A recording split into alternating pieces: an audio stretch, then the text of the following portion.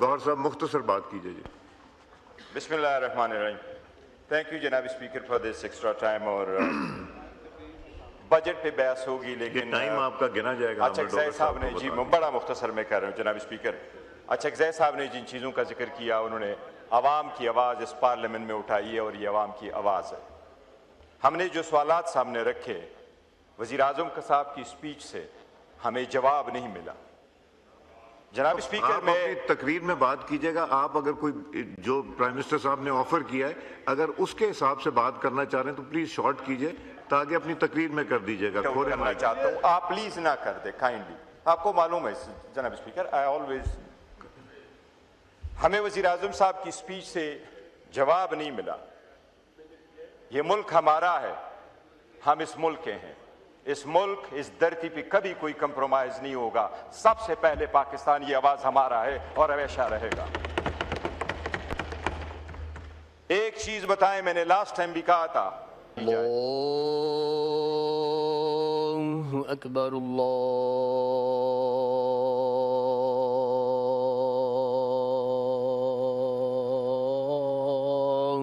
अकबर अल्लाहु अकबर अल्लाहु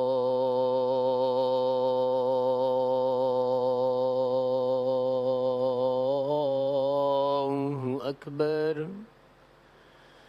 अशहदु अल्ला इलाहा इल्लल्लाह अशहदु अल्ला इलाहा इल्लल्लाह अशहदु अन्ना मुहम्मद रसूलुल्लाह अशहदु अन्ना मुहम्मद रसूलुल्लाह हय्या अला सलाह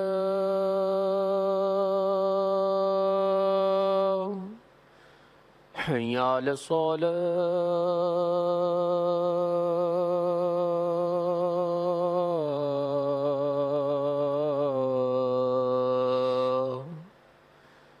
हय्या अलल फलाह हय्या अलल फलाह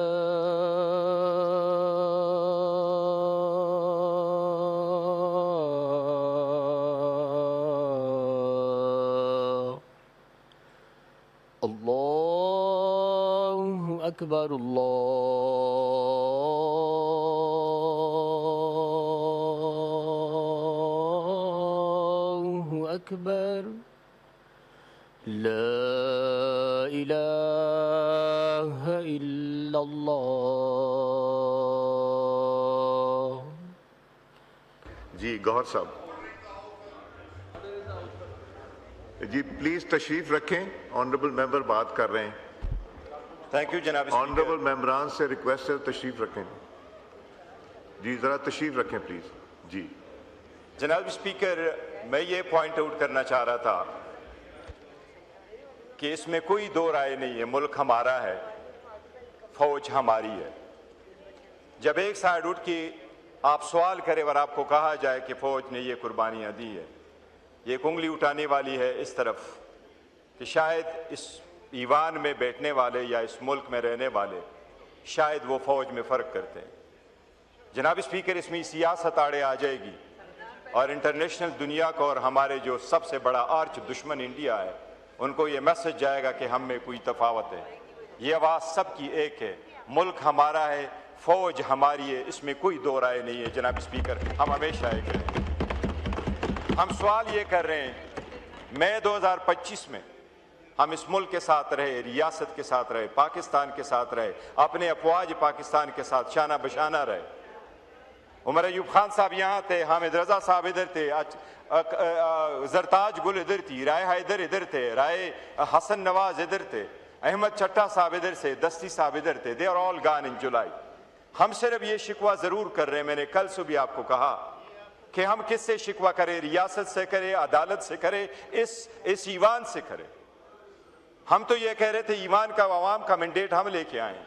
जनाब स्पीकर सियासी इस्तेहकाम होगा तो माशी इस्तेहकाम आएगा, माशी और सियासी इस्तेहकाम होंगे तो दिफाई इस्तेहकाम आएगा। जनाब स्पीकर, अगर आप इस बात पे जाएंगे, हम ये कह रहे हैं कि तनाव क्यों बढ़ रहा है। अक्टूबर के बाद तनाव बहुत ज्यादा हो गया। जनाब स्पीकर, एक मकबूल तरीन लीडर को डॉक्टर की इजाजत नहीं है, बच्चों से बात की इजाजत नहीं है, बीवी की बच्चों से मुलाकात नहीं है, बहनों की मुलाकात नहीं है, लीडरशिप की मुलाकात नहीं है।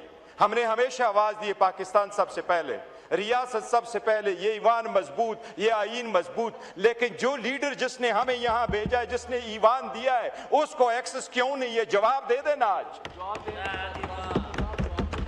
आपको जवाब देना होगा। लास्ट टाइम मैंने वजीर आजम साहब को एक चीज यहां याद करवाई थी। हम इकट्ठे बैठे थे, मैंने उनको कहा, हाजी इम्तियाज साहब आज आपके साथ बैठे थे, मैंने कहा सुप्रीम कोर्ट ने आपसे अंडरटेकिंग मांगी कि कोई घर से नहीं उठाया जाएगा। आज भी वो रविश शुरू है। जनाब स्पीकर, अदालतों का ऑर्डर है, एसओपी के मुताबिक है, रूल्स के मुताबिक है। एक लफ्ज बताए खान को इजाजत क्यों नहीं है? अगर खान के पास मिलने की इजाजत नहीं है तो हमारा यहां बैठने का कोई हक नहीं है। लोगों ने सबसे पहले वोट हमें उसके लिए दिया था। जनाब स्पीकर, एक दूसरे को तारीफ क्या करेंगे? आप मेरे और मैं आपका हूं। मुंह में राम राम और बगर में चोरी होती है तो तब जाके आंखों में डिस्टर्ब होती है। ये आप अब तकरीर एक आवाज जनाब स्पीकर, मैं खत्म कर, मैं सिर्फ वजीर आजम से ये पूछूंगा कि आपने कहा स्ट्रेटेजिक, मैं उस पर बजट में बोलूंगा कि 5 साल के बाद भी हुकूमत अपने अहदाफ हासिल नहीं कर सकी और इवन स्ट्रेटेजिक नीड्स के लिए भी, जरूरियात के लिए सूबों पे इन्हिसार किया जाता, जो आईनी तौर पर भी गलत है। लेकिन मुझे समझ नहीं आई, आप तकरीर मैं उनसे सिर्फ ये कहूंगा, इस तरफ देना है तकरीर खोलें। ये कह रहा हूं कि हमें डिस्क्रिमिनेट ना करे, हमारे साथ यकसा सलूक करे, हमारी लीडर को हमें एक्सेस दे, हमें डॉक्टर की इजाजत दे, हमें एक्सेस आज ही चाहिए। हमने यहां बॉयकॉट का फैसला किया था कि हर रोज प्रोटेस्ट करेंगे, बॉयकॉट करेंगे। वजीर आजम साहब ने लास्ट टाइम ये फरमाया था कि मैं कोशिश करूंगा, पूछ के बताऊंगा, अगर कोई मैसेज आया तो बताए, कोई पूछ के आया है कि नहीं आया। ठीक, देखिए जी जनाब स्पीकर, छोटी छोटी चीजें, इसको हम समझते हैं कि ये छोटी चीजें, हमारे लिए ये बहुत अहम है। जनाब स्पीकर, ये पूरा मुल्क इस तशवीश में है कि खान साहब की सेहत का क्या हाल है, उसको एक्सेस क्या हाल है। लोग हमसे पूछ रहे हैं, वो मजीद इन बातों पे नहीं जाता। हम तो ये चाह रहे थे कि एक मिसाकी जमहूरियत हो जाएगा, जब हमने इतना बड़ा रोल प्ले किया कि पूरी दुनिया के लिए हम मुज़ाकरात कर सकते हैं। सो आपस में कौम को कैसे डिवाइड करें, जब हम हर सूरत में कौम मुल्क के साथ खड़े रहें, लेकिन फिर भी हमें आप दीवार में चुन दे, तो इस दीवार में चुनने से अवाम हमें यह कह रही कि निकल जाओ। हम नहीं निकलना चाह रहे थे, लेकिन अवाम हमें यह कह रही कि निकल जाओ, क्योंकि आपकी यहां पहचान नहीं है। अगर हमारी पहचान वो सूरत में जो सारे वोट हम लेके आए, जनाब स्पीकर, ये एक सजदा, जो लोग कहते हैं ना, ये एक सजदा जैसे गनाह समझता है, हजारों सजदों से देता इंसान आदमी को निजात। ये एक बात होगी, अवाम के पास ये पैगाम आएगा कि खान की सेहत कैसी है, उनका पैगाम क्या है, तो तनाव खत्म होगा। जनाब स्पीकर, ये सब कुछ तनाव आपने किया, केसेस आपने हमारे नहीं लगाए, कन्विक्शन है आपने हमारी की, डिस्क्वालिफिकेशन है हमारी की। बराए मेहरबानी इस बात का जवाब दे दे, आपके पास क्यों करिए नहीं है। हम वो मिसाक जमहूरियत के लिए चाह रहे थे कि करे जनाब स्पीकर, ये सख्तियां खत्म करे तो मुल्क तरक्की करेगा। शुक्रिया जनाब साहब।